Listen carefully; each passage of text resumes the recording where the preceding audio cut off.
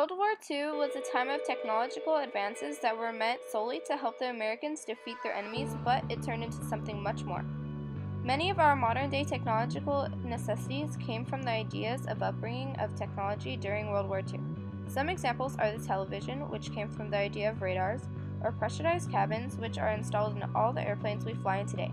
Although there were many things that were made in World War II, here are just a significant few. Ships. World War I Navy battleships no longer dominated the sea power. Newly designed aircraft carriers were equipped with greater range and a heavier striking power. Due to time constraints in producing new ships, older ships were being retrofitted with newly designed components. Due to the increased mobility of troops in World War II, tanks saw significant advancements, including increased speed, armor, and firepower. The ambitious DUKW was another crucial development during the war and was utilized extensively for troop deployment and as a means to transport tanks to areas of need.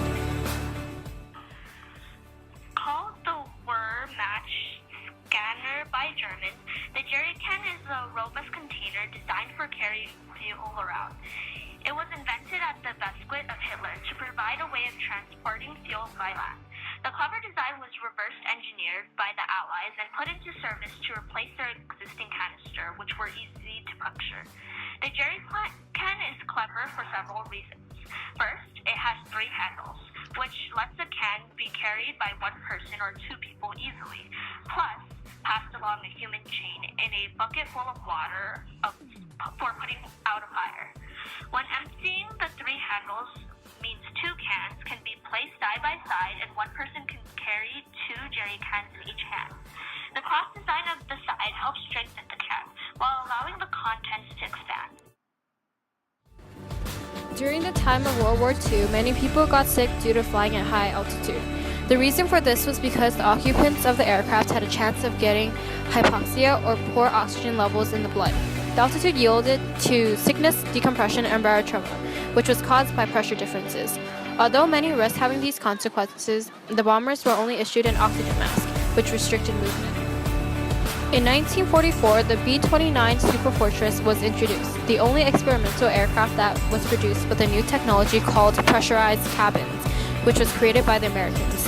The very first pressurized cabins system included the nose and cockpit sections linked to the aircraft via a long tunnel, all pressurized.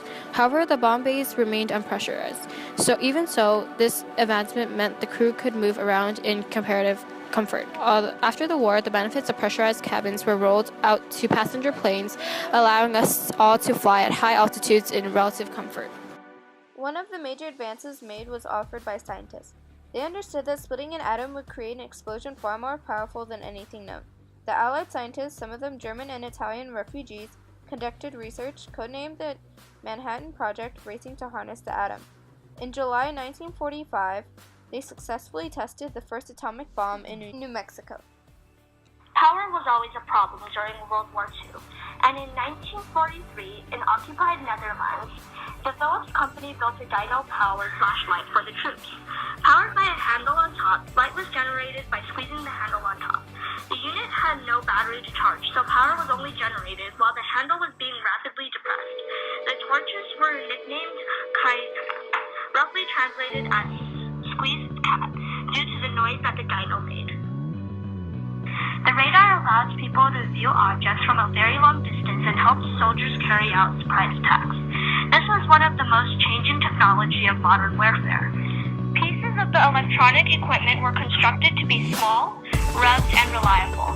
The radar engineering also set the foundations for modern electronics, like the television. Additionally, the radar signals were used for navigation. The ships and airplanes are able to measure its device from other radar beacons, hence triangulating its position. This was ultimately game-changing for technology, for its industry further advanced, and what is known as the GPS today came from it.